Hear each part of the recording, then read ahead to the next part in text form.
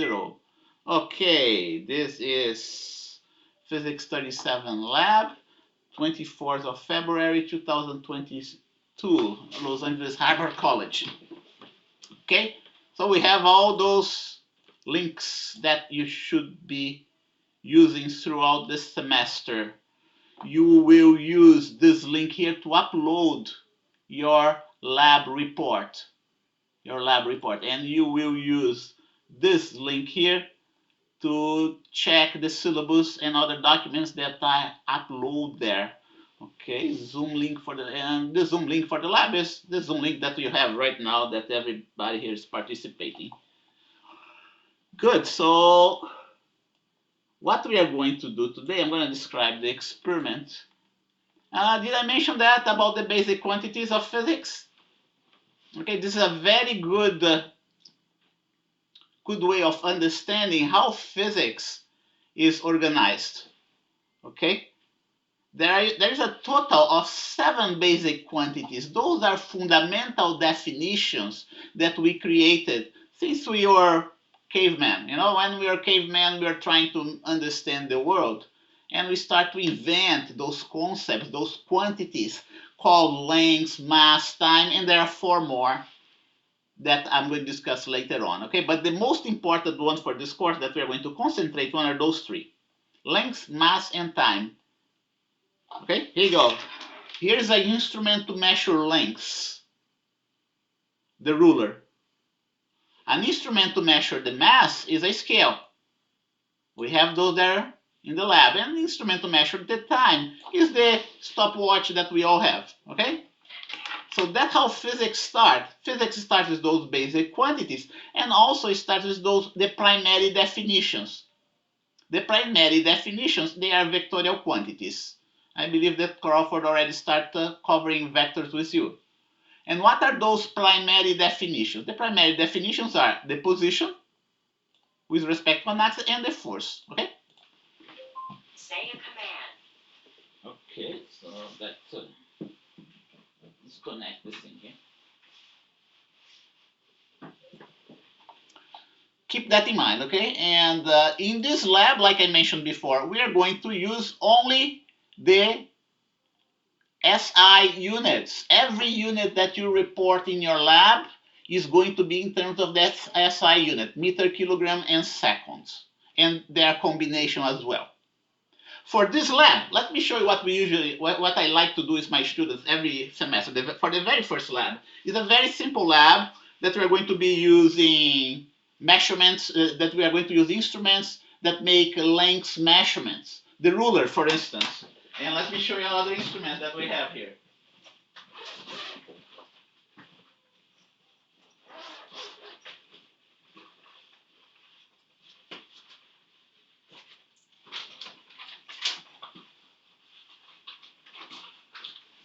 Everybody is familiar with the ruler. Everybody has used the ruler in his life, right?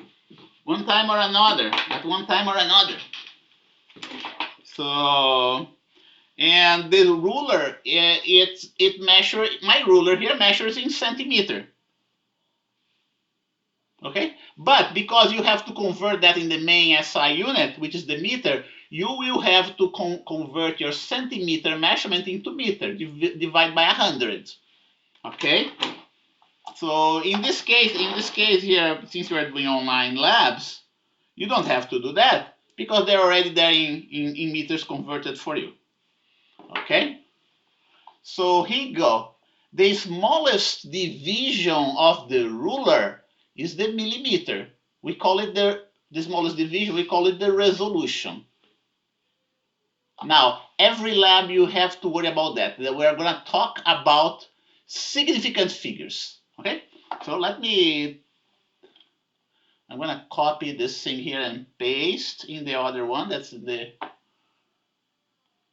bear with me, snipping tool.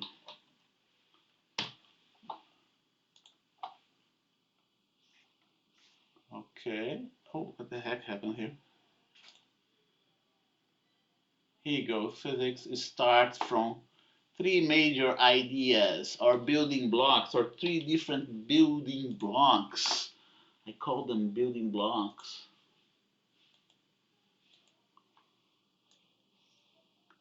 No, not this one here. Yeah, here you go. Those are the three building blocks of physics: basic quantities, primary definitions, and the laws of physics. The laws of the physics are gonna come later on. But those three here you should know by heart, and we all know by heart, right? Because we live with this thing. We basically since we are little, we are taught those three quantities. Okay? In today's lab, you will become familiar with three instruments that are used to make measurements of lengths. Okay, lengths. Those three instruments are the ruler, the vernier caliper. Maybe some of you have already worked with the vernier caliper. Let me take, tell me who has worked with vernier caliper. Type there in the chat box, please, so I can know the degree. Okay, some of, who else have worked with vernier caliper? Dino has worked, Dino, right, has worked. Looks like just Dino has worked, right? Caliper, oh man, I misspelled it. Caliper, here you go. Ruler. And then there is this, here you go, that's how the vernier caliper looks like. Okay, here you go. It looks just like that. That's why a vernier caliper from the college. This vernier caliper is just like a ruler, but it's a fancy ruler. You know, the vernier caliper has this ruler here, and it has something else too that differentiates it from the ruler. Very important. What's so special about the vernier caliper? It is the second ruler that you see here, the second smaller ruler. Okay? The second smaller ruler. This second smaller ruler is very special. It allows you to make measurements with a resolution better than the resolution of the ruler. Okay? So we have the regular scale, and this one, this is smaller scale here, we call the vernier scale. The next instrument that we like to use and cover is the micrometer. Here you go. I'm gonna show you how the micrometer looks like. There are all sorts of vernier calipers and micrometers out there. Okay, that's the very basic one. That's the very basic micrometer that we have out there. And that's a very basic vernier caliper that you have out there. Let's see what the difference between those two instruments is. Their resolution. The difference between those two instruments is their resolution. Okay. The resolution of the ruler, which is the smallest division, is 1 millimeter. Can you remember that? And 1 millimeter is like 0.1 centimeter. And 1 centimeter is 0.001 meters. Milli means 1,000, right? That's what milli means. And centi means 100. So I'm going to even make a table here. Make it nicer. Here you go. Table. Ruler, vernier caliper, right? Resolution for the tree. Resolution for the millimeter, centimeter, and meter. Here you go. Instrument. Ruler.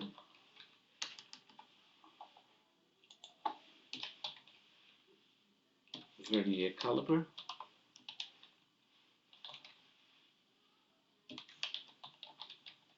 Micrometer.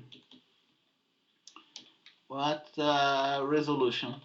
I can write down the resolution in millimeters. I can write down the resolution in centimeter. I can write down the even better. Let's see. I'm gonna do something even better than that. You know, that's the moment that you folks have to start learning how to draw tables, right? It's a skill that's not that's kind of difficult to learn. coming up with nice tables that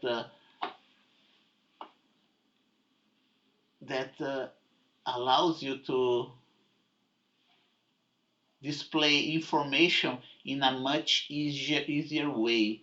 Let's see how I'm going to insert. Let's see, design, draw, design, table design must be this one. Oh gosh, there is a way of, should be here.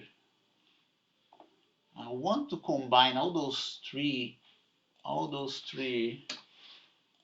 cells. Layout maybe, let's see. Insert, split, merge. That's what I want. Here you go. Resolution. And I also want to make it look nicer. I'm going to center justify. Oh, what's going on here? Huh. Interesting. Resolution. So the resolution in millimeter. You have to memorize that for the rest of the semester, okay? This resolution here.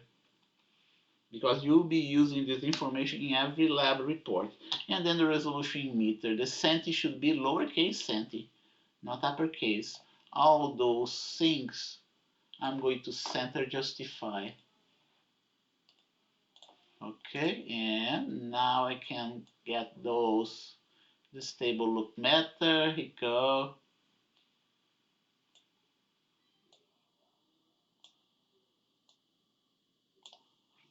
Okay, here you go. Oops.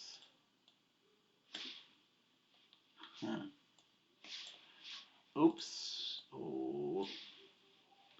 Boldface. The ruler. What's the resolution of the ruler? 1 millimeter. Is the smallest division that you have here in the ruler. There are rulers out there. I have seen rulers out there that the smallest division is 0.5 millimeter. Okay, I have seen that. You don't find that easily, but there is. In centimeter is 0.1 centimeters. In meter is in meter is 0.001 meter. I'm not gonna put it in boldface here. Okay. Remember, we are all gonna be recording our measurements in the spreadsheet in meter. Everything is gonna be in meter and combination thereof. Okay. It's important, the resolution is important for you to find out what's going to be the significant digits. Okay? The way that I do significant digits in this course is in the conservative way. I use the resolution of the instrument to record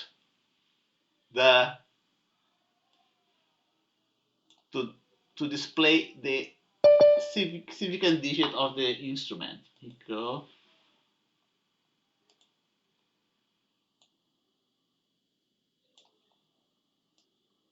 Okay.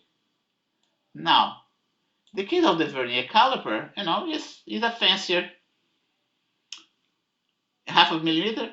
Well, it's to get better measurements. Okay, to get better measurements, Dinor. I have seen that. You don't find that easily. Okay, you don't find that easily. But the finer the division of an instrument, the more resolving power you're gonna have it. Okay.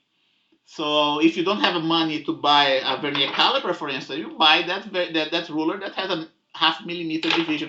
I believe I have one here at home, by the way. I would have to look for it to show you, but if we have some time, I will look for it, okay, and then I'll display that to you, okay? Now, what about the vernier caliper? Okay, the vernier caliper that I have here has this resolution, and because it has a better resolution than the ruler, because it has this vernier scale here. This vernier scale has a very interesting story, okay, folks? This vernier scale has a very interesting story. We call it vernier scale. But the guy who first started to come up with this idea was not Vernier himself. Vernier was a Frenchman. The guy that really came up with this idea for the Vernier scale for the first time was a Portuguese navigator during the Great Navigations.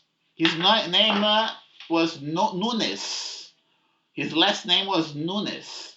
Okay, but he didn't quite get a very good concept to be applied easily in instruments. Okay, it was Vernier himself that when he looked at the Nunes technique, he simplified it and created this what we call today the Vernier scale. But the real father of the whole thing was this Portuguese navigator, astronomer called Nunes. And if you visit Portugal, they have this museum there in Portugal that celebrate the contribution of this navigator. You know, I'm Brazilian. Okay, we hear a lot about Portuguese there in Brazilian because Portugal discovered Brazil. Okay, we even have jokes for Portuguese people. You know, we tell jokes, a lot of jokes about Portuguese. But the Portuguese was a superpower at the time, back in the 1400s, back in the 1300s, in the 1500s. The Portuguese were the superpower of the time. It was the first European power in the history of mankind. I would even say not the first European power because the Romans were Europeans too, right? I would say the Portuguese was the first global power in the history of mankind. The Portuguese were the first empire that had colonies outside Europe. They had colonies in Asia, they have colonies in Africa, they have colonies in the Americas. It was the very first global power, the global empire in the history of mankind. The Greeks didn't have a global colony, didn't have a global empire. The Romans didn't have a global empire. The Egyptians didn't have a global empire. Their empire was just local, right? But the Portugal ended up becoming the first one. And today, you know, Portugal is such a negligible country, right? But they were the first one that who started the whole age of discovery. Not only they started the first age of discovery, but it was the Portuguese that set the foundation for the modern state, for the modern nation that we have today. Okay, so here you go. Let me get Nonio Nunes.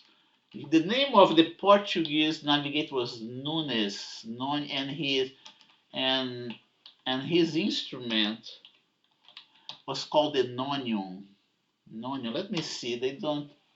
They have that in. What a shame. They don't have. I can't find it. I don't remember the first name of the guy. But if you go in Wikipedia, they have this nonium Portuguese navigator Nunes. Okay, maybe here. Let's see. Okay, Pedro Nunes. That was his name. Okay, Pedro Nunes. Considered one of the greatest mathematicians of his time. Nunes best known for his contribution to the nautical sciences. Okay, he invented the nonius, from which the Vernier scale was derived.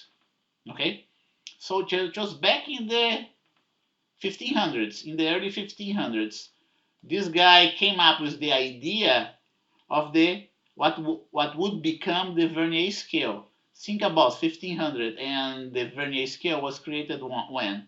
The Vernier scale, let's see, history of the Vernier scale. Okay, in the 1600s, right? The guy was born in 1580, so most likely he came up with the Vernier scale in the 1600s, so almost 100 years later. In some language, the Vernier scale is called the nonius, after Portuguese mathematician cosmographer Pedro Nunes. In English, this term was used until the end of the 18th century. And by the way, in Brazil, we don't call it nonius. In Brazil, we call the Vernier scale. In Portuguese, there in Brazil, we Brazilians who have a Portuguese background, right? We call it Vernier scale. We don't call it nonius. But here you go. Here's the idea. Let me see if we can animate. Yeah, here's how the Vernier scale works. You know, here is the regular scale of the Vernier caliper, and here is the regular ruler, right, of the Vernier caliper, and here's the Vernier scale. It's 10 divisions, but it is 10 divisions that there's not 1 millimeter apart. It is 10 divisions that 9/10 of a millimeter apart. Okay, that's the secret of the vernier scale. And because of this little secret, we are capable of making measurements with the vernier caliper that's 1/10 of a millimeter. Think about that. We have a resolution of 1/10 of a millimeter, 10 times better than that of the ruler, just because of that little vernier scale that we have here in the vernier caliper. Okay, what about the micrometer? The micrometer is even fancier than the vernier scale, than the vernier caliper.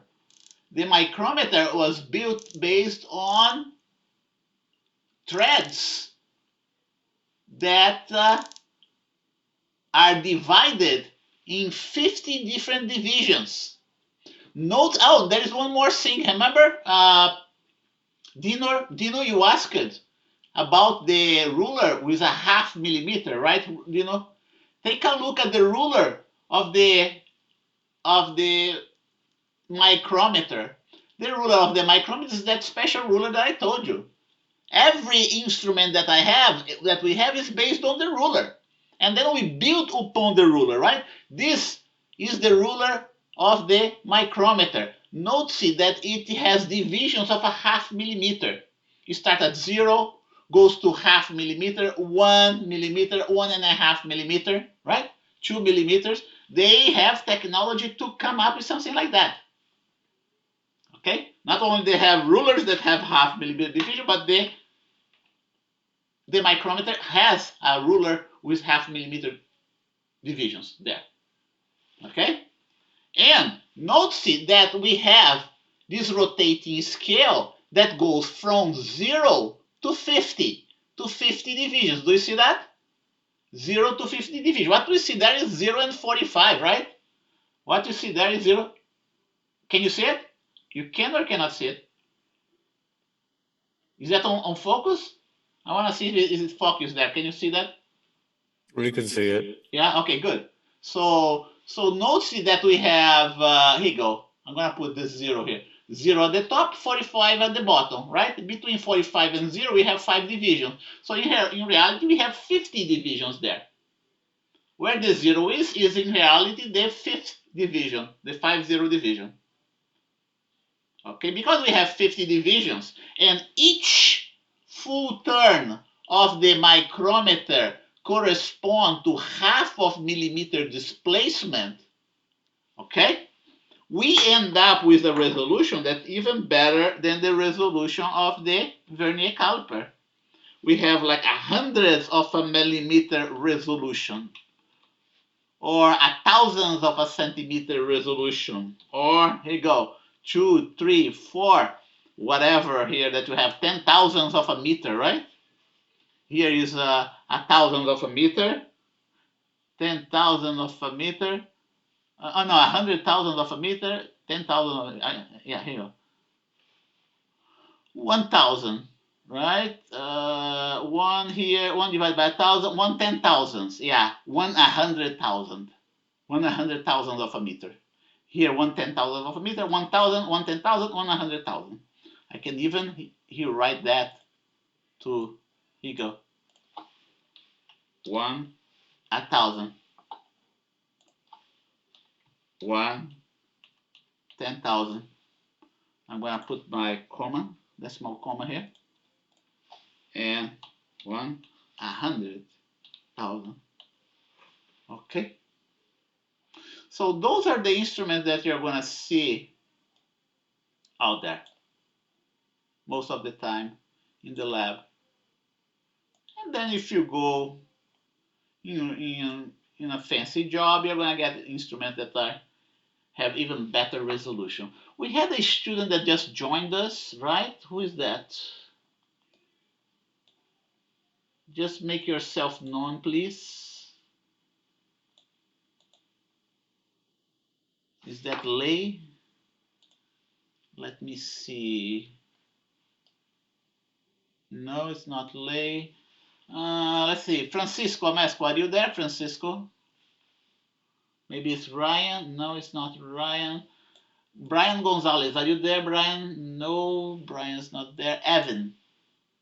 Evan Hilario. Yeah, it's Evan, right? Just Yes, make sir. yourself known, Evan. I can't hear you. Just type there in the chat box. Yeah, I can hear you. Very low. I do not know why, but your voice is coming very low, Evan. Which group are you, Evan? Type in the chat box, please. I'm gonna give you attendance here, Evan.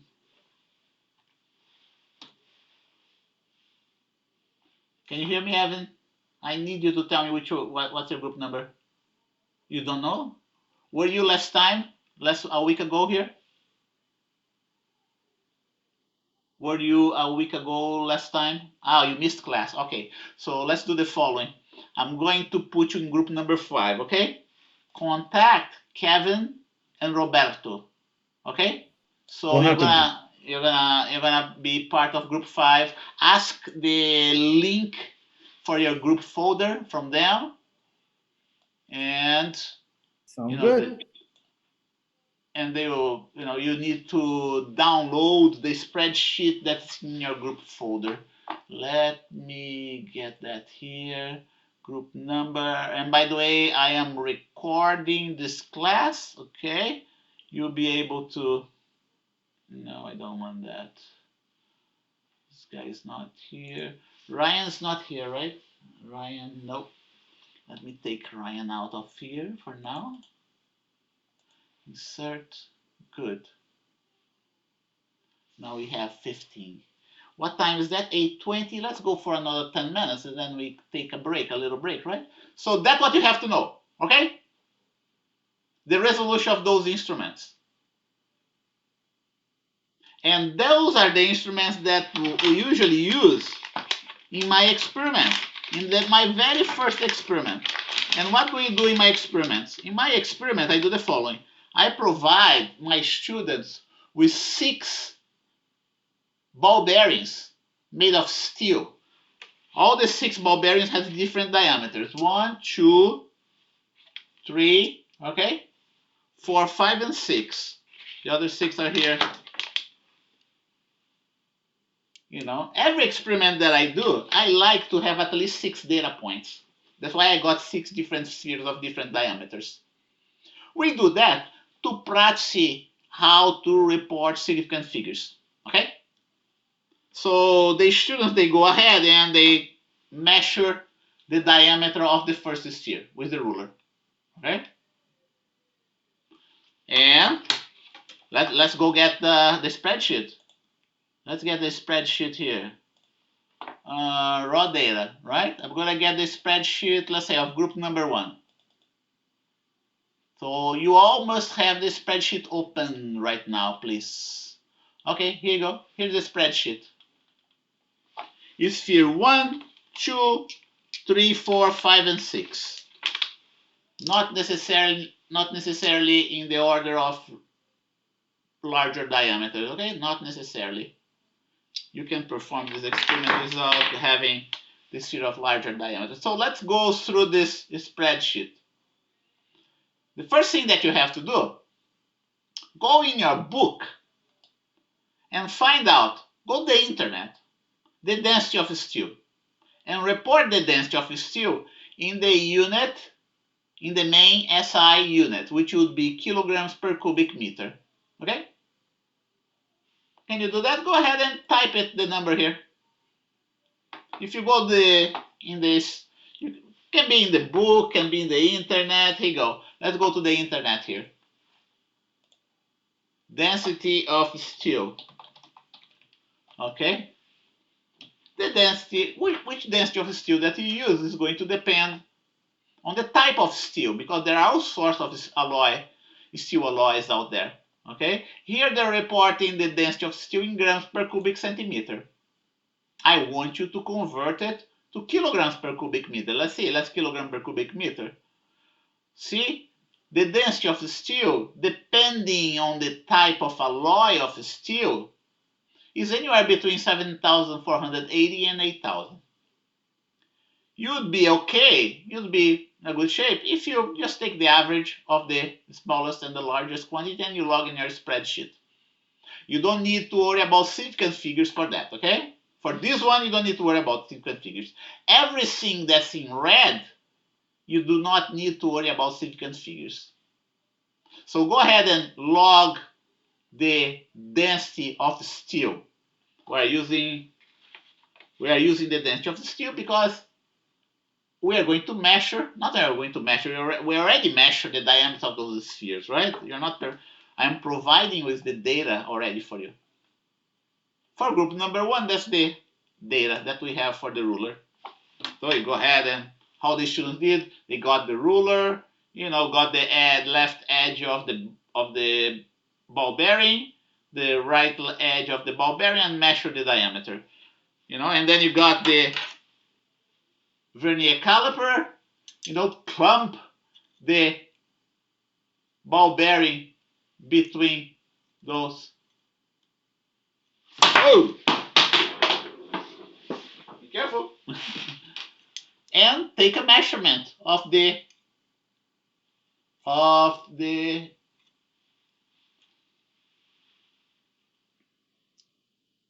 vernier caliper. Let me give you, let's see if I have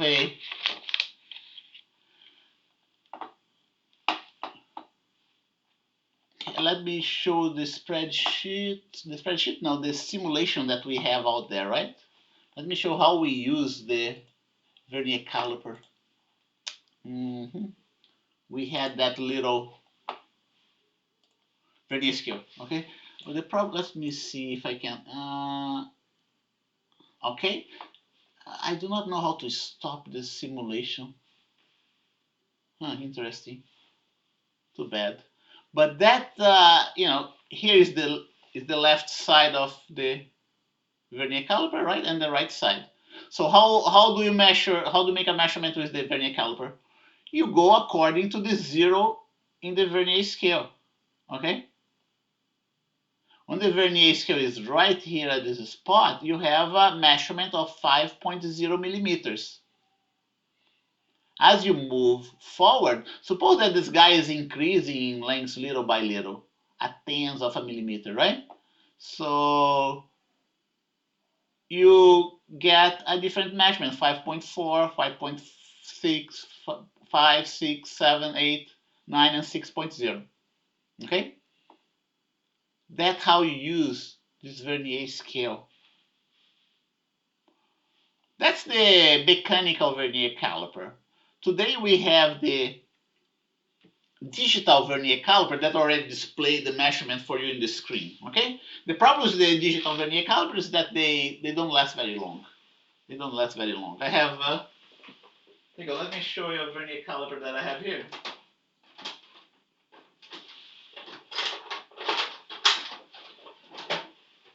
There you go, showing off my toys, right?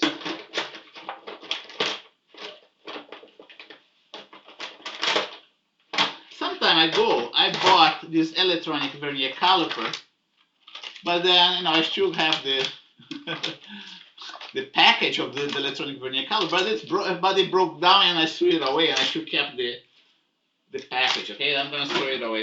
Those things are rather cheap because they're mass manufactured. I believe I paid like $30 for this one. But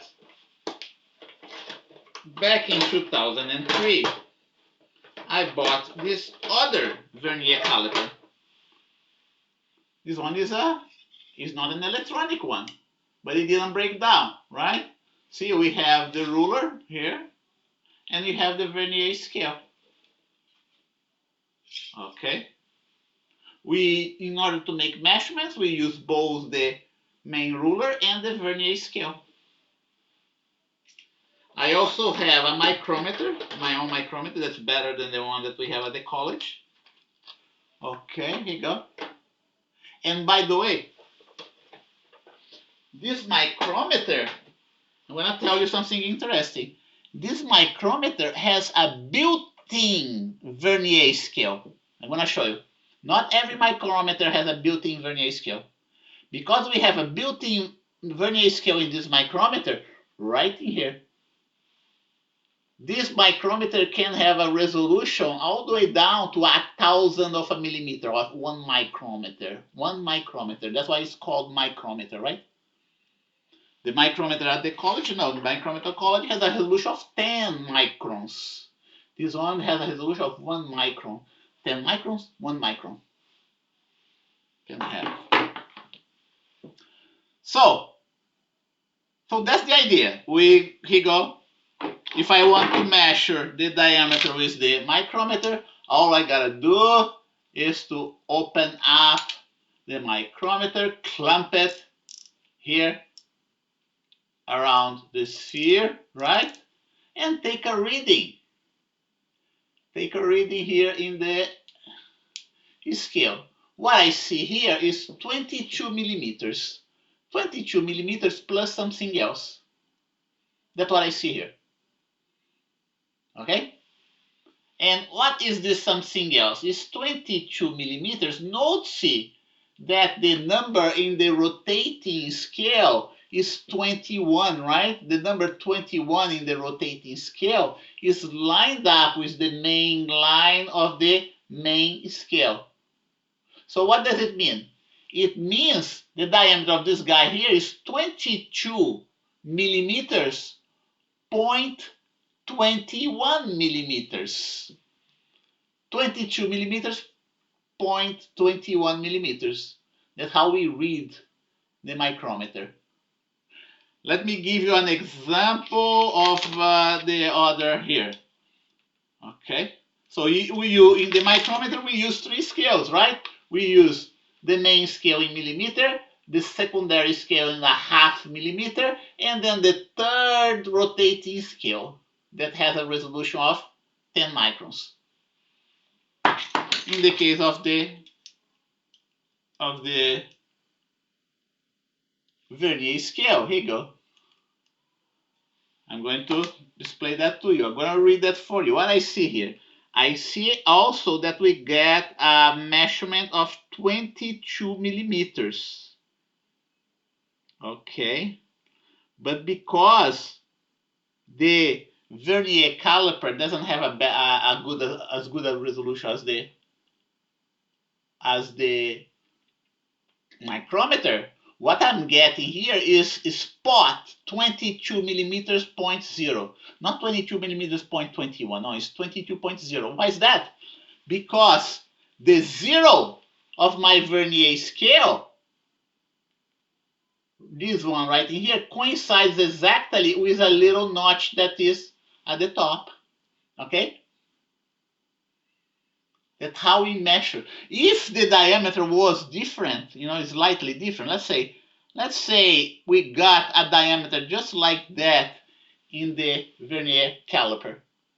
It's 22 plus something else, all right? Maybe 22 and a half, right?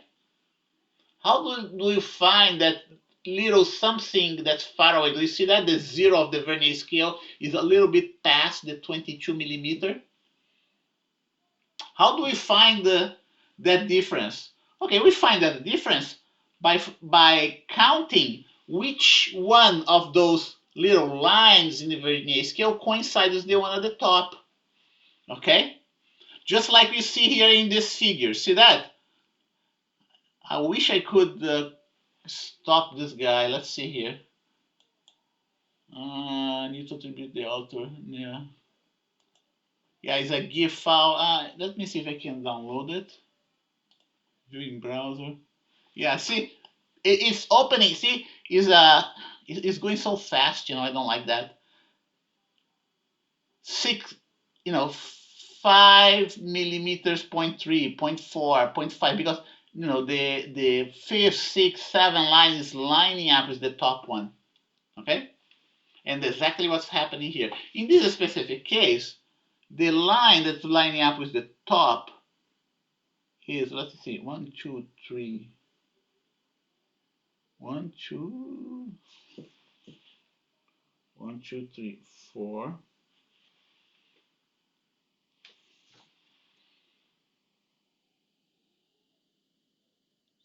Is 1, 2, 3, 4. Okay, it's the fourth line. So we are talking about a 21.4 millimeters. that measurement that I'm getting here from this vernier caliper, okay? So what you're going to do, using this information that you see right in here, with the resolution of those devices, you are going to report. By the way, I'm not gonna use group number 1, I'm gonna use group number 9, okay? So I don't make easier for everybody, for just a single group. Here you go. What you're going to do, everything that you see here are measurement of lengths. Measurements made with the ruler, measurements made with the vernier caliper, measurement made with the micrometer, okay? So what you're going to do here, you're going to display each measurement with the right number of significant figures. And by displaying with the right number of significant figures, what does it mean? It means that, let's say, you are going to guide yourself by the resolution of the instrument. If you measure a given device length as being 14 millimeters with the ruler, that's how you report this measurement, okay? That's how you, if you measured something else, it's the same thing with a vernier caliper and has exactly 14 millimeters, that's the right way to report the measurement with the significant figure here, okay? Report up to the resolution of the instrument. And finally, if you were to report a device again, a length that is exactly 14 millimeters with a micrometer, the right way to report it would be with 2 zeros because of the resolution of the instrument, okay? And so that's what you're supposed to do here. Here you go. Group number 9, right? Nobody has this data. The first measurement of the sphere 1 with the ruler, okay, is in meter, remember? Should be reported, I didn't put in the proper format, should be reported all the way up to the 3rd decimal place. I didn't do that. I reported, the right way to report would be go, what you do. Everybody, you should do that right now. Let's practice it together, okay? Take a look here at the cell there at the top. That's the measurement of the first sphere in meters, 0.013. 0.013 is 13 millimeters. This measurement was done with the ruler. If you're going to report it properly, you have to change the format of those numbers. Those numbers here are in scientific notation, and you have to change the format of those numbers. How do you do that? Let's learn that, very important. You click on the cell, right click on the cell, everybody gotta do that. Okay, if you do not know Excel, you're gonna learn right now. Select Format Cell and change the format from scientific to number. And then you adjust the number of decimal places. Remember that I told you have to report all the way down to the 3rd decimal place because it's the ruler. The right way to report this measurement is like that, 0.013, all the way down to the millimeter. Any question?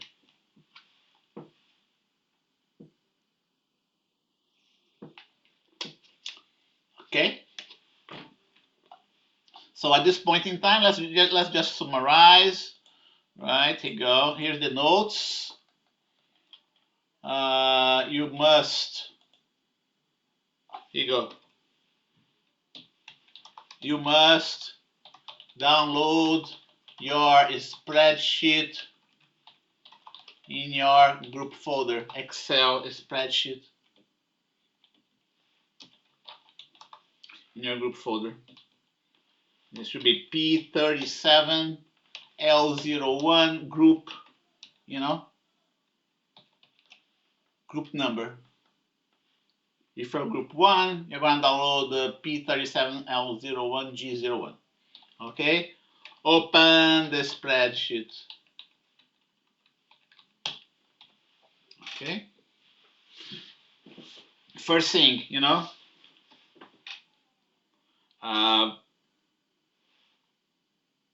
write down the density of steel in kilogram per cubic meter in kilogram per cubic meter.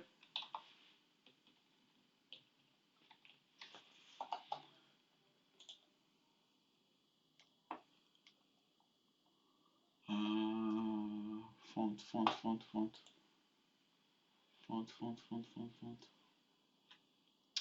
Here you go. Cubic meter in the first table of the spreadsheet. Okay, but of course, before you do that, look in the internet, right? Here, look in the internet the density of steel. Write down the density of steel in the first table of the spreadsheet. Should be cell number K16. K16, right in here. Cell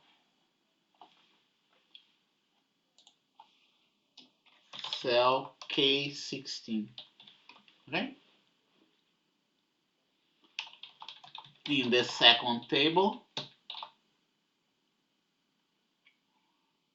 reformat the measurements of the ruler, vernier caliper, and micrometer. In the second table, report, not reformat, report the measurement of the ruler, vernier caliper, no, not report, display, okay? The measurement with the proper number of significant figures, okay? You're going to do that for all of them. I'm going to do for some of them for you so you understand what we're doing. Okay, here you go. Already did, okay, that's not this one here. That's group number 1. Already did for the ruler. Now I'm going to do for the vernier caliper for you, okay? Do you notice that the vernier caliper, the vernier caliper should be reported all the way down to a tenth of a millimeter. So you must have 4 decimal places here. Okay. Here you go. Let me write that down here for you.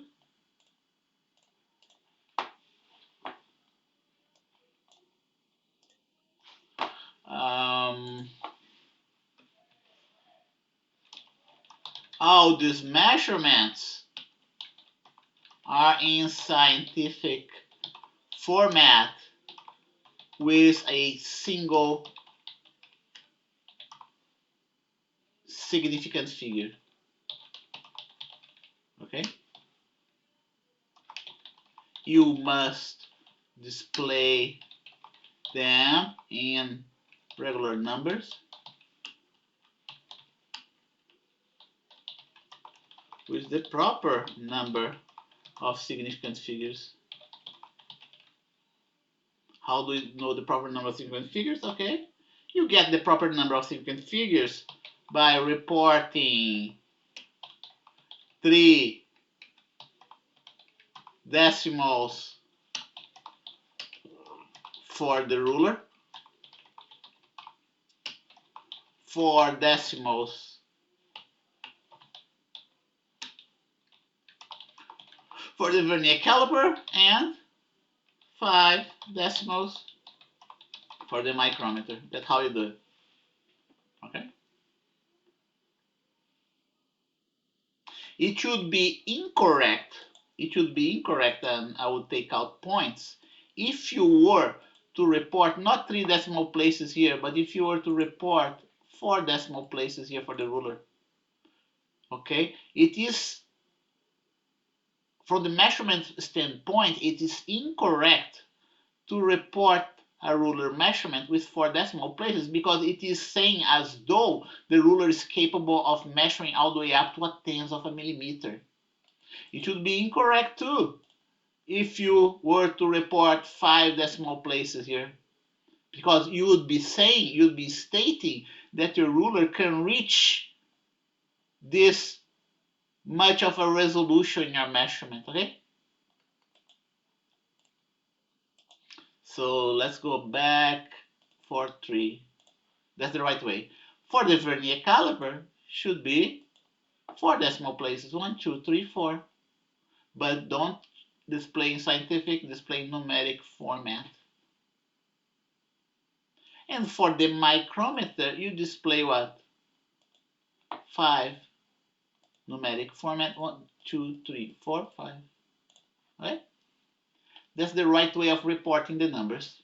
This in terms of sequence figure. And then you gotta do for the rest. What else you have to do? You gotta report the units. Okay? Some of the units already put that for you. Others I didn't. So you gotta put the units for the diameter in the vernier caliper, diameter for micrometer, and then I will tell you what that is, what the thing is, and what the remaining is. It's 8:45 right now. Do you wanna have a break? Let's have a break right now. 8:46. Any questions? You should be starting working on the spreadsheet already, okay? So go ahead, finish what you did here. Let me document how all these measurements in scientific format. You must display them in regular numbers with the proper. How to do that? In regular numbers with the proper number. How to do that? How to do that? Here you go. We don't go. Oh, not yet. We're gonna get there. We're gonna get there, right? We're going to the volume because I didn't tell you yet. Okay. Okay. So first step, change format from scientific to number. What do we do? Click on the cell. Okay, here you go. Steps. Click on the cell. Right click on the cell. Right click on the cell. That's for Excel. Drop down menu shows up. Drop down menu shows up. Shows up. Select what? Format cell, right? Here you go. Select format cells. Yeah. Select format cells. That's how it's displayed there. Okay. Here you go. A window shows up. Select, click on number tab. Notice that we have a bunch of tabs here, right? Sometimes it doesn't show up in the right tab, so you gotta click on the number tab. Let's put that here. Click on the number tab. New window. What's the name of the window that shows up? Let's see. Format cell window shows up. Format cells window pops up. Pops up. Click on the number tab. It doesn't go more more detailed than that. On category, click on number. Click on number under category. Click on number. Adjust number of decimal places on the right side of the window. Okay?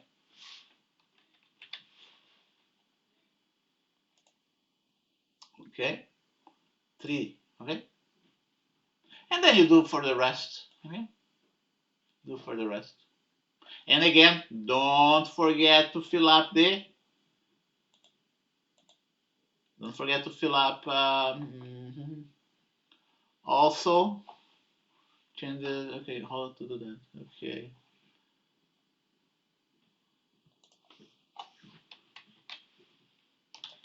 Don't forget to fill up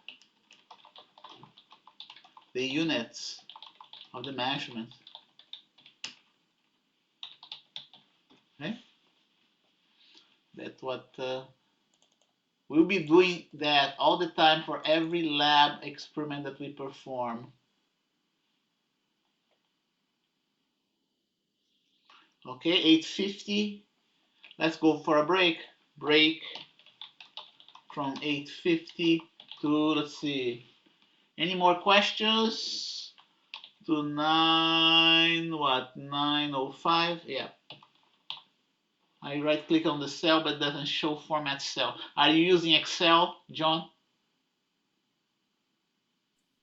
Yes, I am. Okay, so did you download the spreadsheet to your hard drive? Yes. Okay, well, you gotta show me what's happening there, okay? Uh, my spreadsheet is in my hard drive. If you're doing that from the cloud, you are not gonna be able to do that. Most likely, you're still, here you go. I'm gonna show you what's happening here. Here's the cloud, right? If you're doing that from the cloud, P37, let's say group one, okay? Oh man, group one has all that stuff here? Okay, group one, I need you to clean that up, okay? I do not, wow, what the heck is that? That's not ours. You I know, that's group, no, not yours? No, I Wait a mean minute, I'm in wait a group minute, wait a one minute. and Wait a minute, I know what the problem is, 2021, okay. yes. I'm getting lost here in my navigation here. Here you go, now I'm gonna get that, here you go. If we go group one, right, here you go. Whoever, let's see, John, if you are if you open the spreadsheet from the cloud, you won't be able to, you won't be able to, let's see here. You won't be, most likely you won't be able to format. Let me check here. I never tried that. Okay, so here you go. Right click. Let's see if they have it. Yeah, see? Make sure that you're not doing from the cloud. Okay? If it's through Google Sheets, Professor, you have to go to Format, and it should say right there Okay. Format. Let's see. Yeah, Google number. Sheet. Okay. Number. Yeah, if it's Google Sheet, yeah, it does. But Yeah. if you're going to do on my way, you have to download it to your spread to your hard drive, okay? And you do the Okay. right click. You do the right click. Let's see number, but see they don't have everything, right? Oh, they have everything. Number. Let's see. I don't like to do in the cloud. They don't have the. What about? Oh, the decimal places are here. Here you go. Decimal That's places. weird because I just did it just now, and it actually made me choose like how many decimal places and what format it wanted me to use. So I was able to do it just fine on Google Sheets. Were you able? Okay. Yeah, I'm perfectly capable. Like it just shows me how many, like how you showed it to us, Okay. Is that who is that? Is that John? Who's saying? Who's Kevin. talking? Huh? Kevin. Kevin. Okay, Kevin. What about you, John? Were you able to troubleshoot your problem there? Yes. Were you? Okay. Now you can adjust the decimal places, right? In the format. Yes. Yeah. Okay. Just if you mind if I ask again, could you go over the whole thing one more time now that I can actually do it and follow behind you? Okay. So let's do that again. Here you go. Click the cell. Right click the cell. Okay. Got it. Format cells. All right. Change from scientific to number. Sometimes it's okay to use scientific, but for this case, it's better to use number. I'm gonna give you a rule of thumb, how to do that. Number, and then you adjust the decimal places. Got it. Okay. All right. And Okay. just to make sure we do that for all of them? Yeah, all of them. All right. 3 decimal places for the ruler, 4 decimal places for the vernier caliper, 5 decimal places for the micrometer. If you want to do it quicker, you cannot always do that this way, but if you want to do quicker, you highlight everything that has the same number of decimal places, okay? Got it. Right click, format cell, so instead of doing everything one by one, you do everything at once. See that? Yep. You have to highlight, so those are some tricks. Okay, sometimes you can do that. Sometimes you can do that. Sometimes you cannot. Depend on the data that you have in your spreadsheet.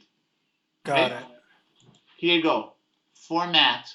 Sometimes you can do everything at once. Sometimes you cannot do everything at once. Depend on the data that you have in your spreadsheet. Okay, and again, it's just here in my step-by-step instructions, right? If you forget these measurements, so here you go.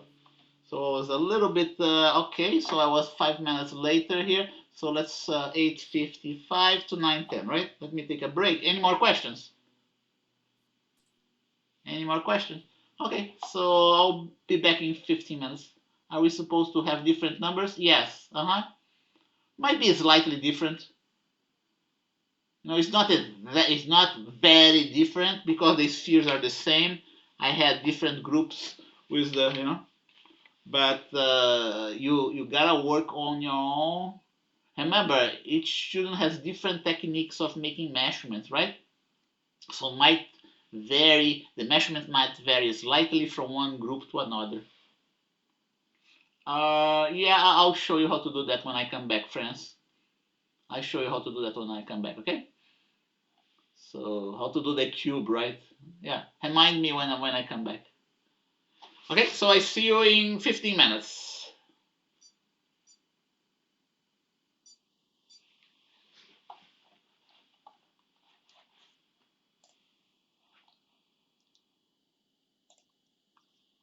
By the way, I'm gonna pause.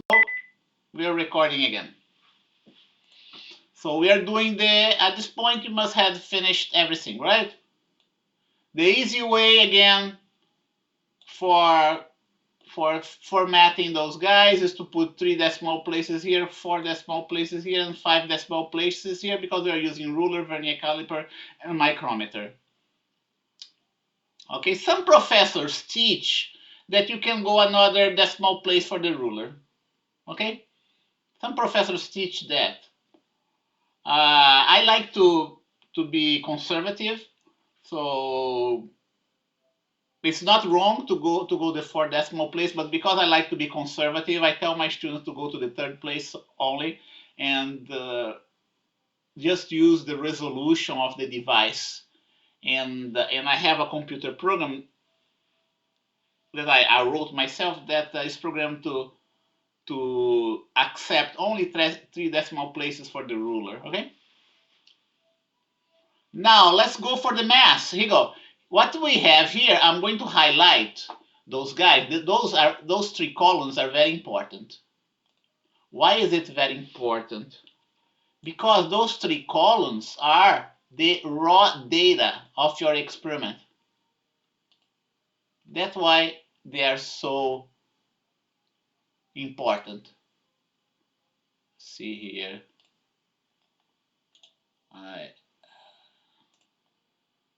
Yeah, no fill. Okay.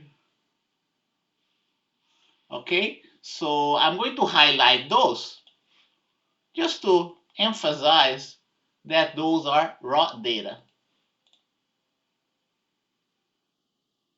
And raw data, the number of decimal places of a raw data is determined by the instrument that you're using. Let's write that down. The number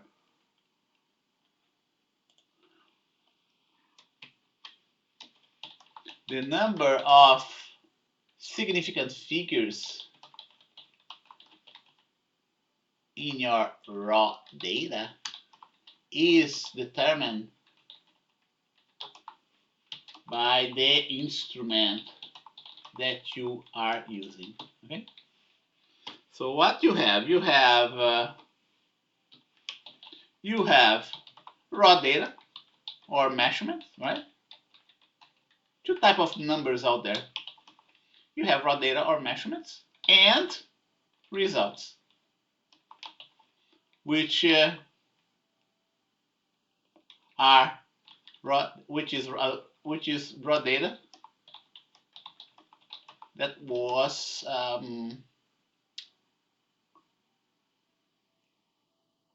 mathematically, how do you call it? Mathematically, how do I state that?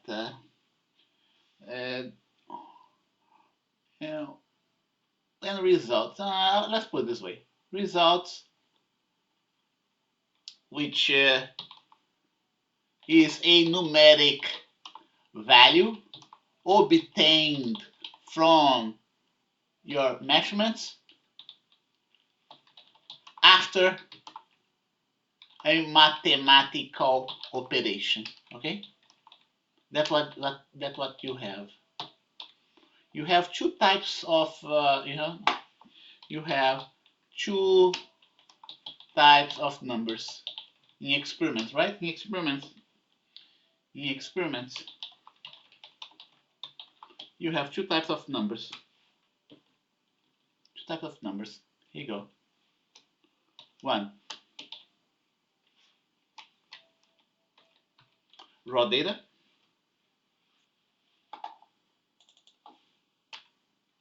or measurements, and B, results. What are results? Results are numerical values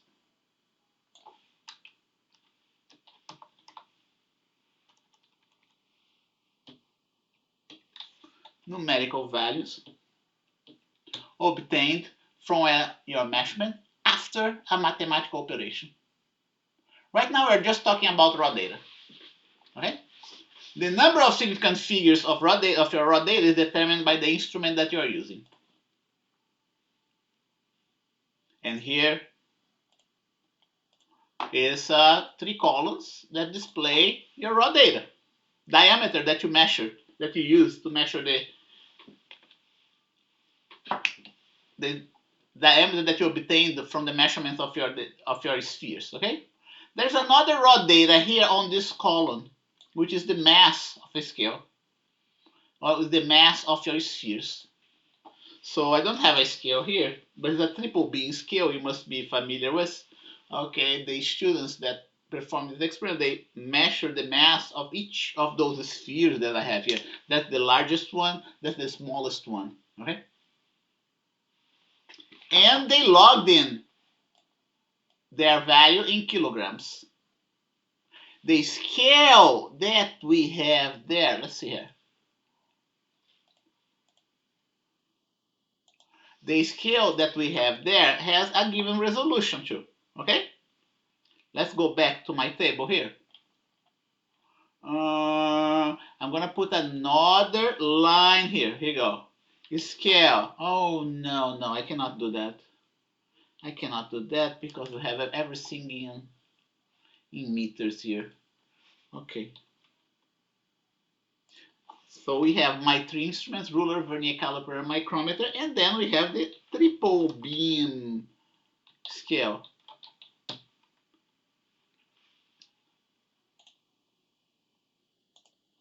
Triple beam, let me see, is that right?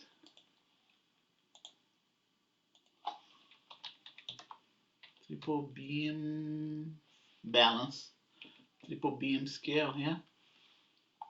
That's how they look like. There at the college we have this type of scale. Those are called triple beam scale. There's another one. No, that's not this one. Those are electronic. Let's see. It's more like this one here. Let's see if we can get it. Yeah, here you go. It looks more like that, the one that we have there at the college. Those scales has a resolution, by the way. Oh, let's take a look. We have the drawing here.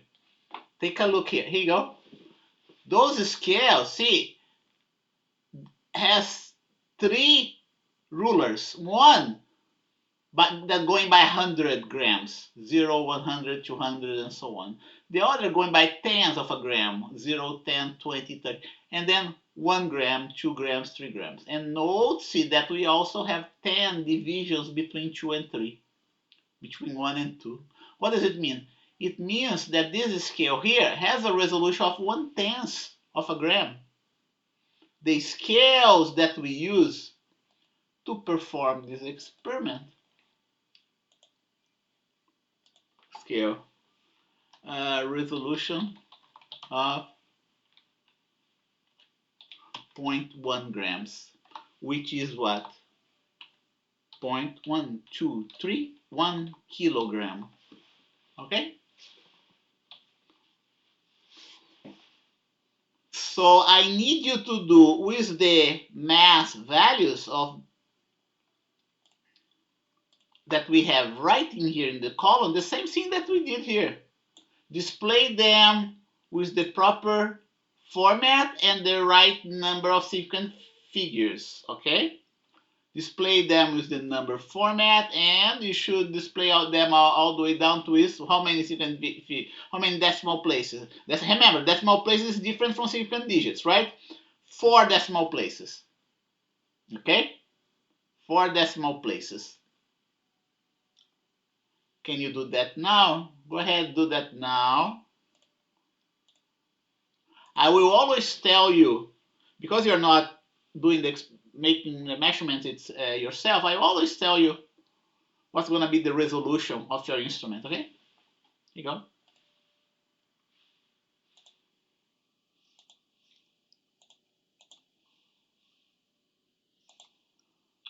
So go ahead, do this one here.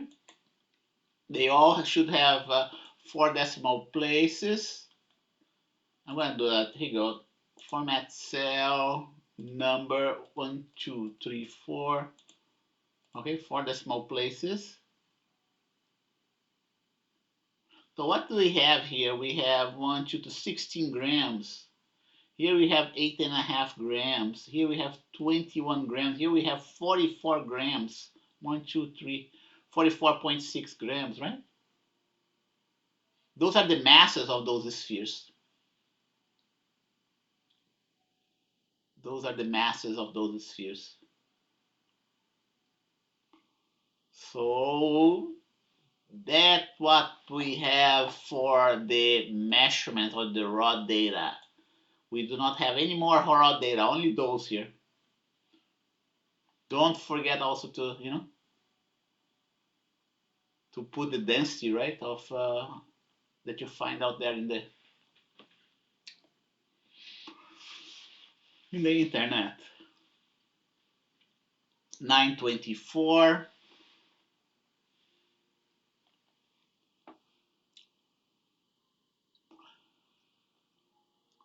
So now we are going to start talking about the results. All the volumes that you have here, those are not measurements. Those are results.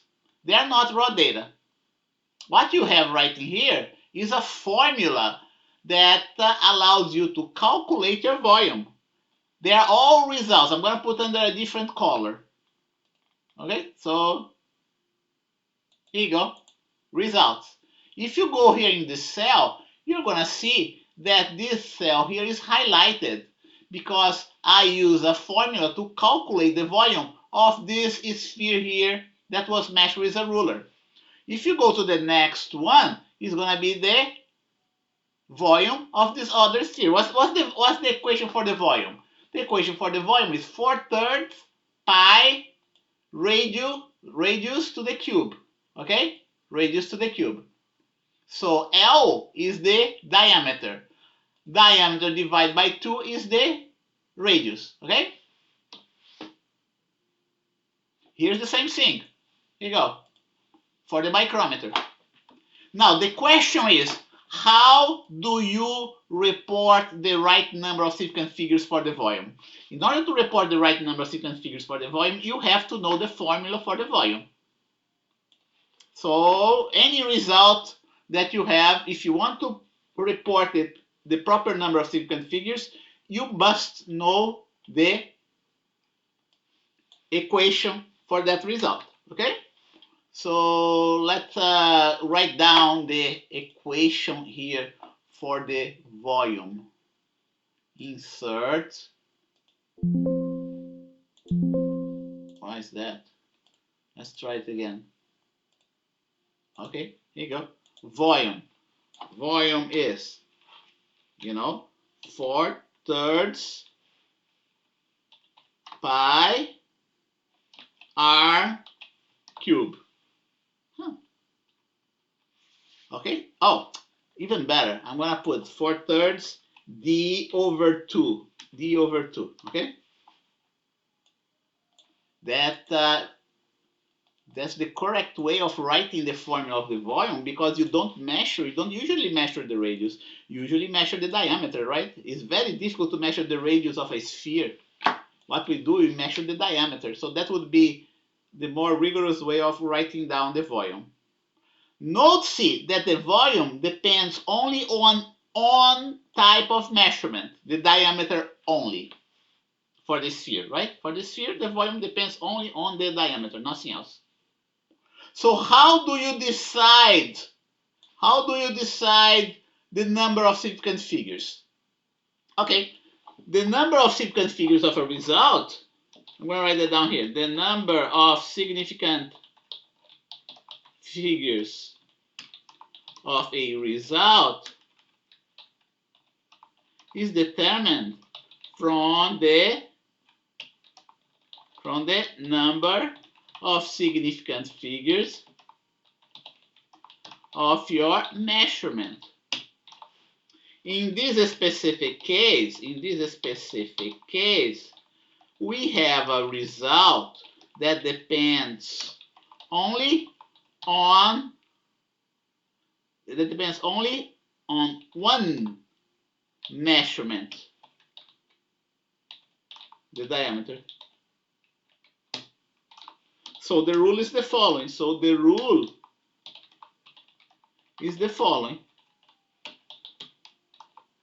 For, here you go, for multiplication and division, okay, the number of significant figures of the result is the number of significant figures of your measurement. Okay? Make sense? So that's the rule that you have to memorize. For addition and subtraction, we're going to see later on, okay? But for now, just stick to multiplication and division. I'm going to show right here. Here you go. We have, see this ruler here. We have 3 decimal places, right? We have 3 decimal places, but in reality, we have only 2 significant digits. Every number, every number that is non-zero in this measurement here is going to be considered a significant digit. Zeros to the left, here you go. Zeros to the left of significant figure is not a significant figure, but zeros to the right of a significant figure is a significant figure. That's how we determine a significant digit. Okay, so here you go. I'm going to write that down for you. Here you go. How to determine a significant figure, right? Zeros, significant figure. Zeros to the left of the leftmost significant digit, significant figure or digit are not significant, are not considered significant, However, zeros to the right of the leftmost significant figure, those are considered significant.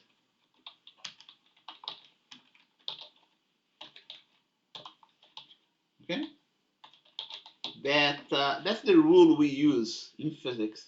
It's adopted worldwide. We have an agreement among nations that how we decide what is a significant, which zero is a significant digit, which zero is not a significant digit, is not. Okay.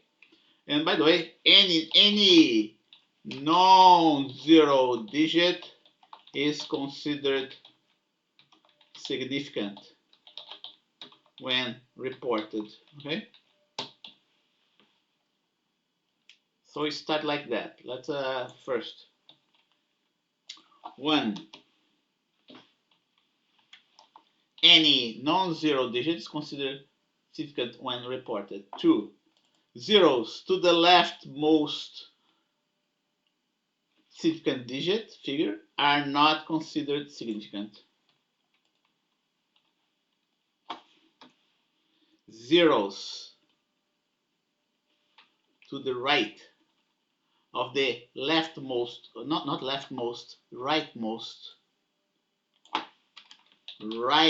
significant figure are considered significant. Keep that in mind. You need this rule to determine how many significant digits we have in a given measurement. So here we have 2 significant digits. Here we have 2, 2, 2, 2, right? But you have 3 decimal places. The number of decimal places does not necessarily coincide with the number of significant digits. Here we have 3 significant digits and 4 decimal places. 3, 3, 3, 3. Here we have 4 significant figures because we have a 0 to the right of the rightmost significant digit. Okay? Make sense? Now, knowing the number of significant digits, that we have in our measurement, we can report the proper number of significant digits that we're going to have in the volume. If you have 2 significant digits here, we must report 2 significant digits here. If we have 3 here, we must report 3 here. 4, 4, and so on. Okay? So let me get this one here. Format cell. We are gonna have 5, right? Good. I have all the right number of significant digits here. And someone asked me how to put the cube in the M, right? In the meter, right? Who was that? Franz, right? Franz asked me how to write M cube, right? Okay, the unit of the volume should be meter cubic, right? Cubic meter. So how do you raise this guy to the 3rd power? Oh, you go ahead, highlight the number. Go ahead, do that. Right click, format cells, okay? And look for superscript here, okay? When we do that, here you go, cubic meter. I don't like to see the cubic like italicized, okay? So maybe it looks better than this way. Let me see. Maybe italicized looks better. No? Let's see.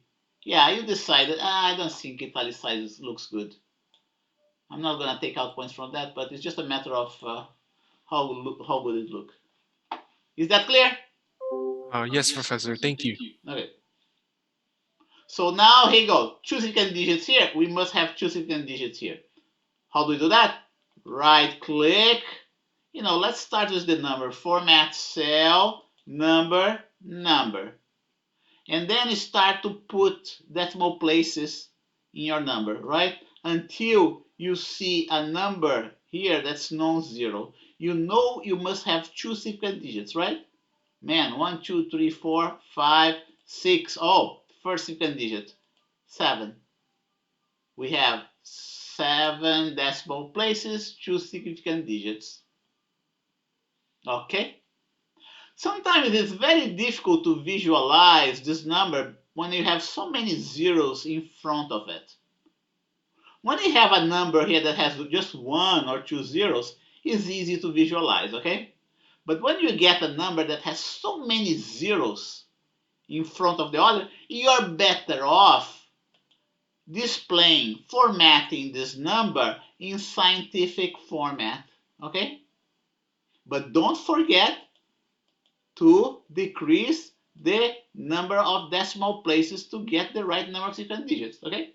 See that? 1.2 times 10 to minus 6 cubic meter. Micro cubic meter. That's what 10 to minus 6 is all about, micro.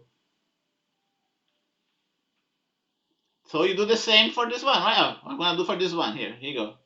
3 second digits. Remember, it's a very small number. Anything less than 10 to minus 3, you can use scientific format. That's a very good rule of thumb, okay? Well, how to choose number or scientific format, okay? Okay, the very good rule of thumb is that any number less than 0.001, oops, or greater than 1,000, you use scientific format. Okay? I think it's a very good rule of thumb to consider. When you start to put lots of zeros to the right or to the left of significant digits, start to become difficult to visualize, right? What the number is.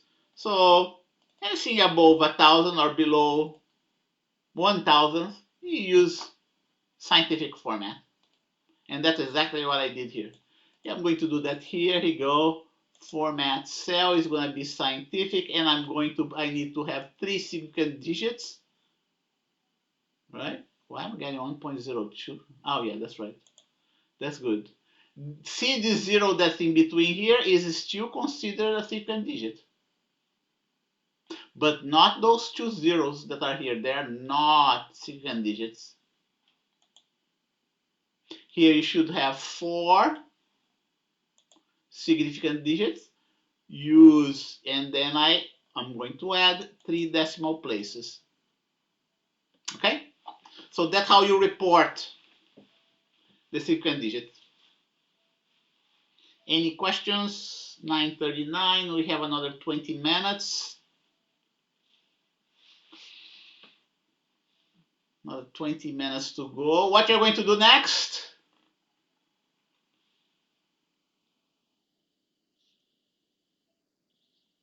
I want to see how you're doing there. Let me call you one by one and see how you're doing there.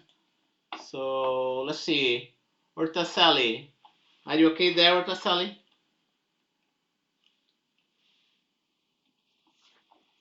I don't hear you. Ortacelli. Let's see. Okay, no reply. I'm gonna put it here. Feedback, right? No reply. What about Ernesto? Are you there, Ernesto? Yes, sir. Okay, are you okay? Do you need any help? No, sir. You've been explaining it pretty good. Thank you. Okay, thank you. Let me put it here. Professor, 9. sorry, my mic was freezing, Okay. but I got everything that you said and I wrote everything down. I've been following along. Okay, good. So next, Samuel, are you okay there, Samuel?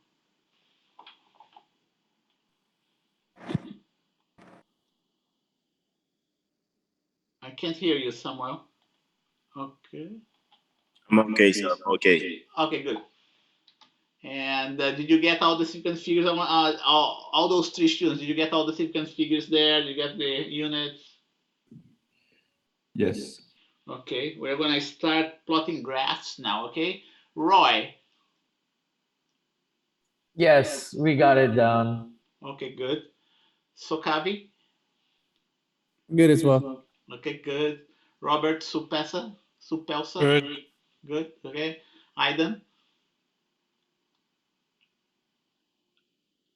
Aidan must be away from his. Yeah, Okay. I'm good. Okay, good. Nathan Lillian. Good. Okay, good. John Lortz. Good. Good. Dino. All good. Okay. Evan Matthew. Are you there, Yep, I'm Evan? good. Yeah, we're Okay, good. good. Okay. Joe Romero.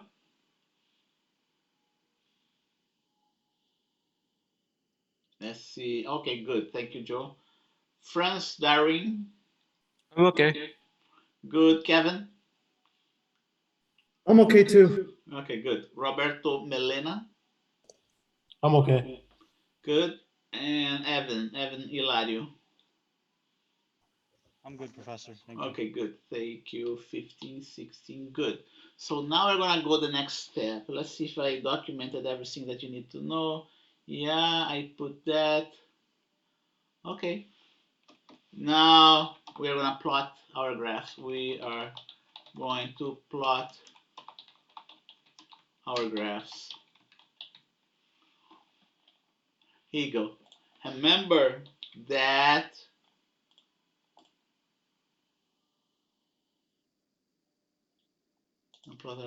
the volume is something like that, right? In addition to the volume, there is this other quantity that we call density. Here you go. Density is usually represented by the Greek letter rho.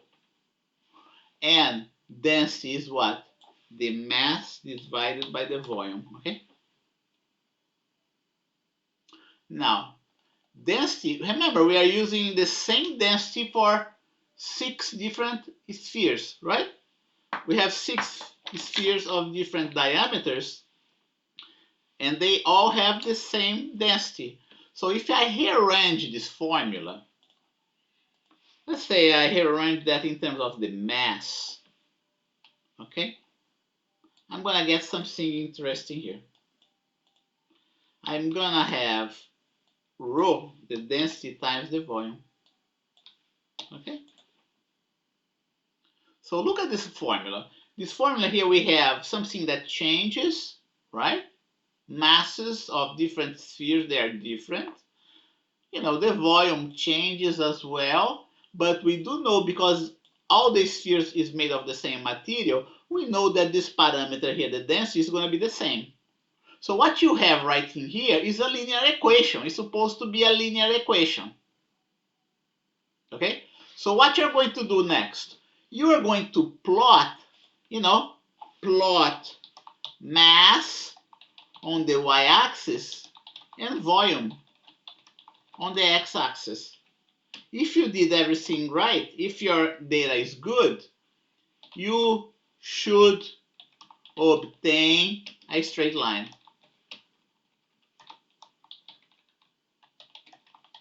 Okay? So let's do that. Go ahead. I'm going to walk you through how to plot a graph. You highlight the mass. You have 3 volumes, right? 1, 2, 3 different volumes. So what you're going to do? You're going to plot 3 different graphs.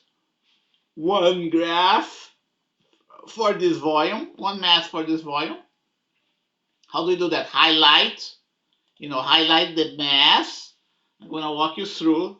Press the Control key in your keyboard and to highlight the other column that's far away. Okay? If you don't press the Control key, you won't be able to highlight the 2 columns simultaneously. You have to press the Control key to highlight them, both of them simultaneously. Make sense? Okay, and then what you do next? Go to Insert, Charts. Always use the scatter plot, and don't connect any lines between the dots, between the data points. Okay, so here you go. See, it looks like we have good data here because those points line up in a straight line. Okay, here is the mass 4.0446, volume 6.4 times 10 to minus 6. Okay, so let me highlight everything here. Format cell, scientific, 1 decimal place. Format cell, scientific, I'm going to put everything in the proper format. 2 decimal places. Scientific, where is scientific? Format cell, scientific, 3 decimal places, right? Here you go. So now we have, see that when I hover my cursor over this data point, you get 6.4 for the x-axis and 0.0446 for the y-axis. Okay? So you gotta come up with a nice graph, work on this graph. What do we need? You gotta, make it look good.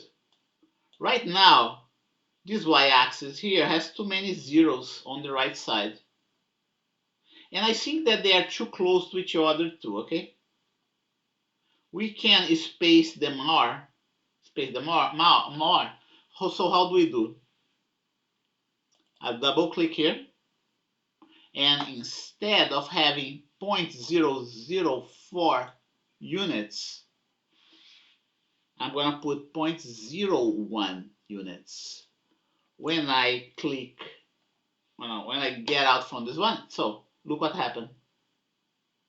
Now it's not as crowded as before. And now, I just changed the ticks here. And now I'm going also to eliminate those unnecessary zeros that you see here in the axis. How do we do that? You go to number, right here at the bottom, right in the graph. And instead of put 4 decimal places, put only 2 decimal places. Okay? One more thing that I don't like about these numbers, I think they are too small. They're too small. Okay, so what do you do? Click here on the y-axis, right click on the right y-axis, font. And then you can change the size. See, font size 9 is too small. You can put like 12. And I also like to be bold-faced. Let's see. Yeah, now it's easier to see those numbers. We do the same here. Okay, here you go. Right click, font. I'm going to do 12 and bold. Okay, here you go. I think they're too close. So I'm going to change their separation. Instead of 1 times 10 to minus 6, I'm going to put 2 times 10 to minus 6. Okay?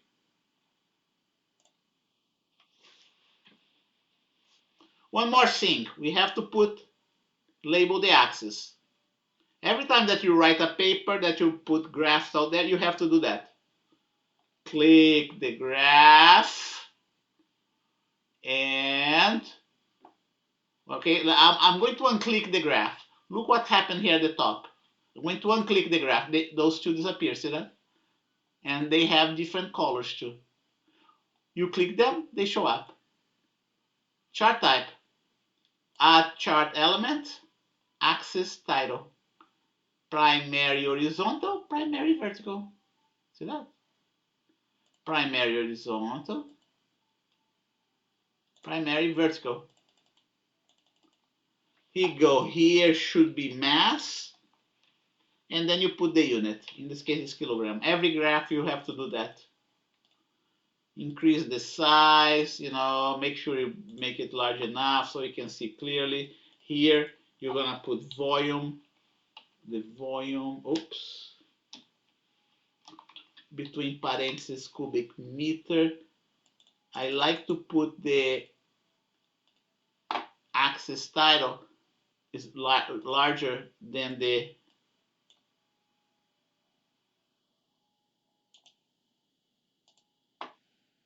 axis title larger than the numbers along the axis. Don't forget to put superscript, and now we have cubic volume. Okay. You're talking about, let me see, group John. You're talking about the x-axis, right? On the right side for the volumes, ruler, verner, caliper, and micrometer. Yeah. When I highlighted them and I right-clicked, the left side was by 1 decimal point on scientific notation, then the other two on the right were by 0. So tell me, here is gonna be what? What do we have in there here? Right there, I haven't changed it, but it's at 1 for scientific. Okay, so you have to put. Do we have two sequence figures here? Yes. Okay, so you must have two sequence figures here. Okay, so it should be Got 1 it. point whatever. Okay, you go right click, format cell, and then you adjust the decimal places here. Leave it scientific and adjust the decimal places here. All right. Okay. All right. Okay, so you're talking about those, right? Okay. Yeah. Everybody got that? Now the next thing is the next thing that's coming, is in the syllabus. Very important. Not everybody knows that. You are going to calculate what we call the regression equation. You can see just by looking at, you can see that this guy behaves like a straight line, right? It's not an exact straight line because this point is a little bit off, but it's close enough to a straight line. There are some mathematical techniques, there are statistical methods, right? That can calculate the closest straight line that fits this graph. How do we do that? Excel allows you to do that. And let's see how you do that. You click one of the data points. When you click one of the data points, every data point is highlighted. You right click, you have this window, and you add the trend line. Okay? Notice that now we have this panel here on the right side, and by default, the linear trend line is checked. Do you see the trend line right here? This trend line here is the closest one that we can get that minimize the distance between the points. There is a mathematical procedure to calculate that. Well accepted and very useful as well. Mathematical procedure. So what else do you have to do? You have to display the equation on chart. Here you go. Here's the equation that you're getting. And you also have to display the R square value on chart. I want to tell you what this R square value is. I don't like those numbers, they are very small, so I'm going to increase their size, okay?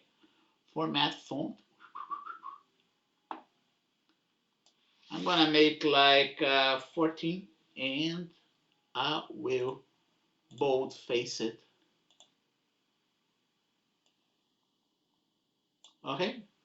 And look what we get here for this slope. Remember that I told you the slope of the graph is supposed to be the density, right? We also have here a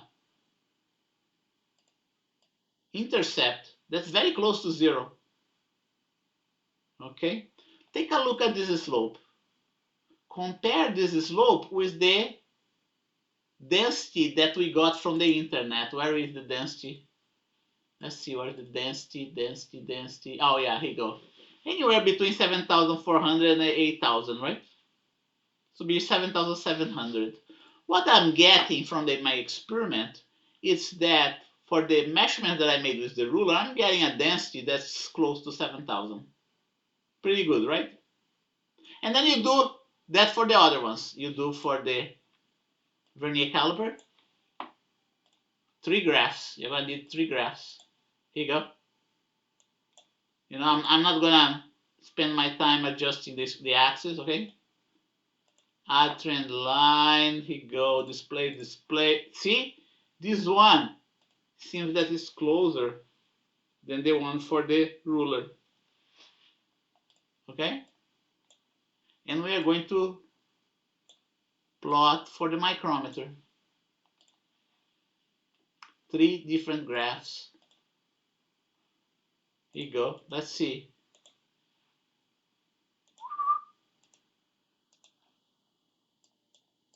I want to talk about this R square value very soon. See, that's 7,500, 7,800.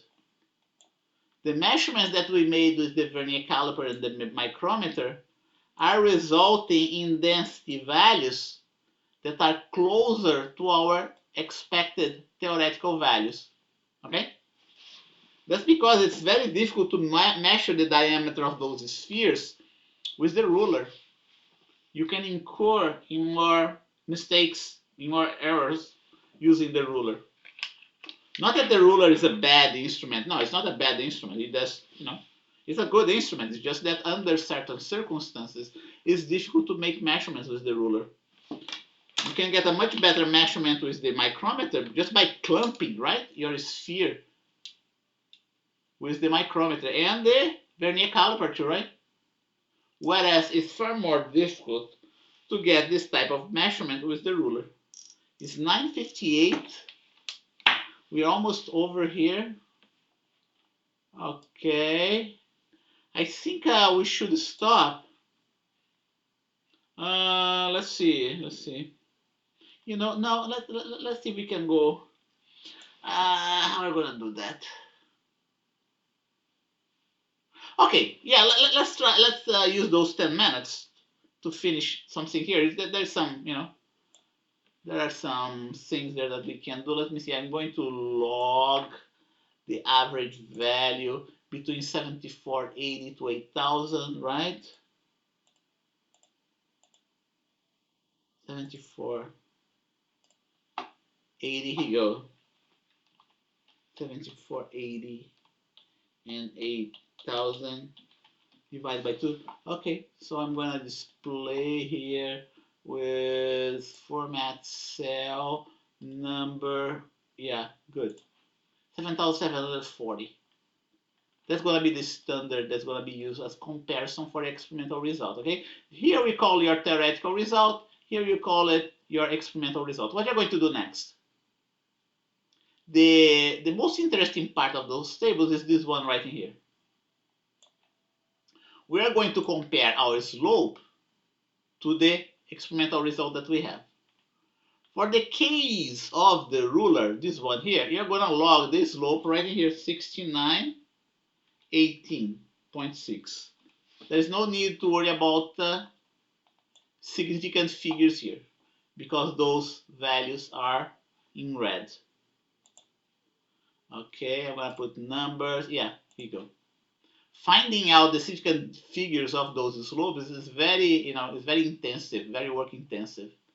Which one was my, yeah, okay, that should be my caliper, 7867, right?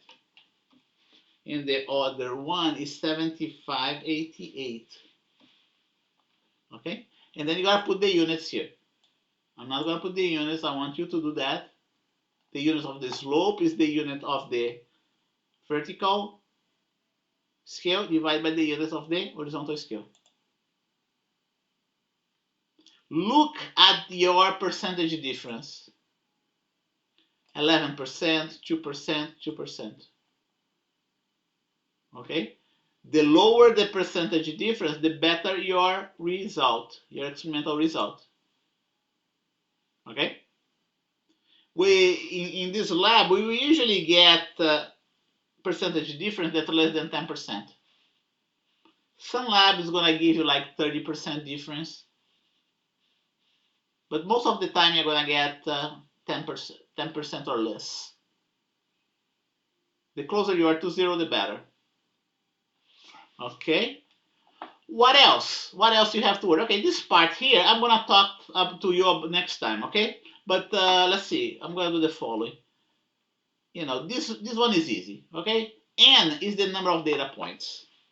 You have 6 points for everyone. For every graph, you have 6 points. Format cell, number, here you go. What else? What you see here is the regression equation, okay? Type it, regression equation. This equation that you saw right in here is what we call the regression equation. So what you're going to do, you're going to copy this equation and Don't copy the y, copy just the equation that you have here and paste here. You replace the x with v for volume. Is that, oh, I'm sorry, this one is for what? This one is for the vernier caliper, okay? Vernier caliper. This one here is for the micrometer. Don't forget to replace the x with the v, right? And this one is going to be the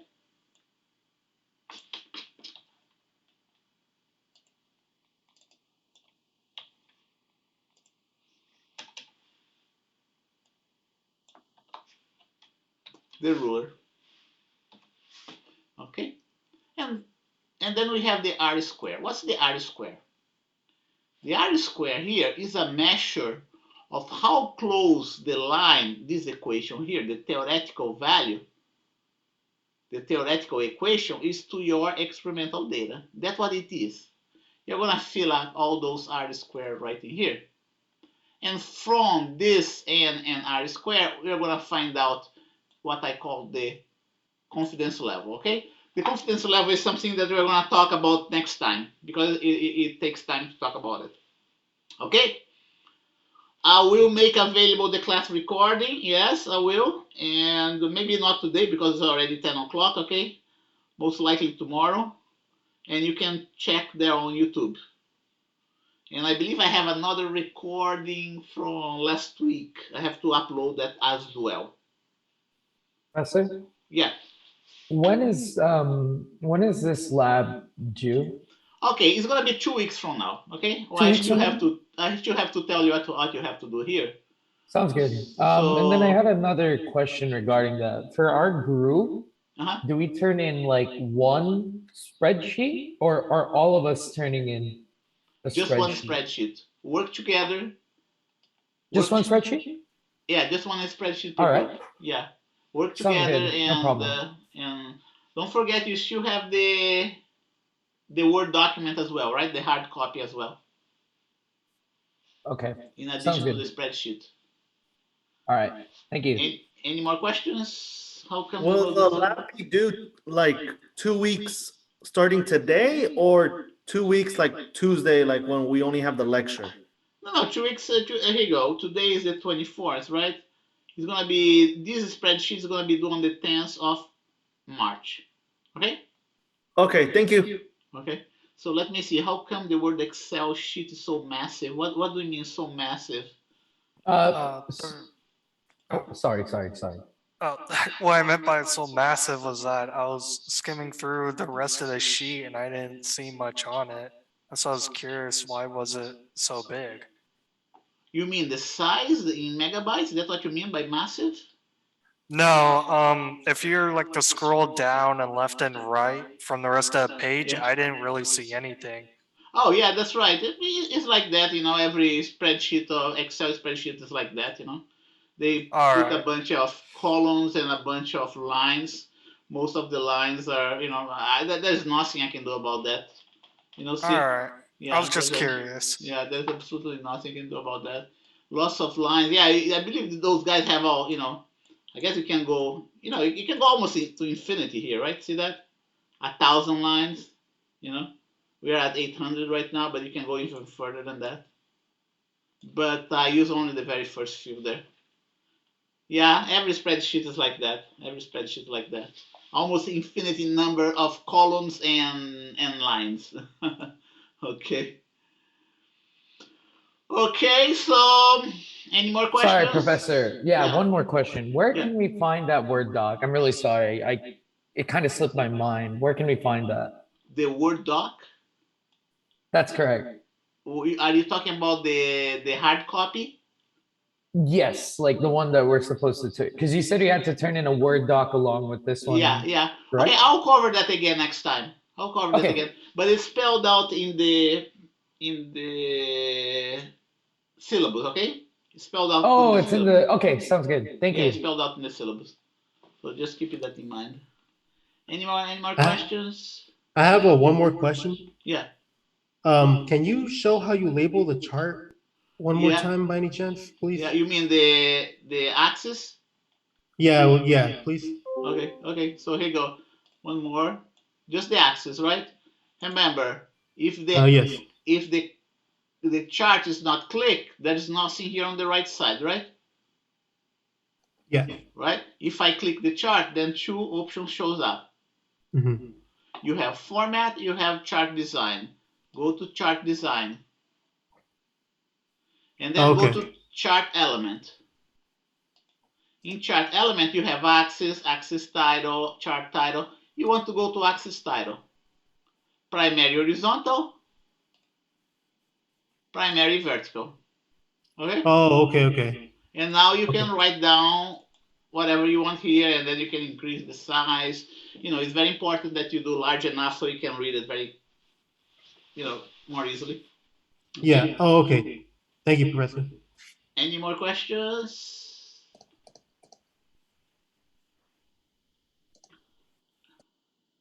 Okay, so that doesn't look like there any more questions, so I see you next Thursday next week.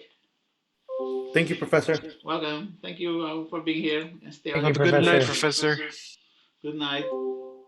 We're good one. Thank you.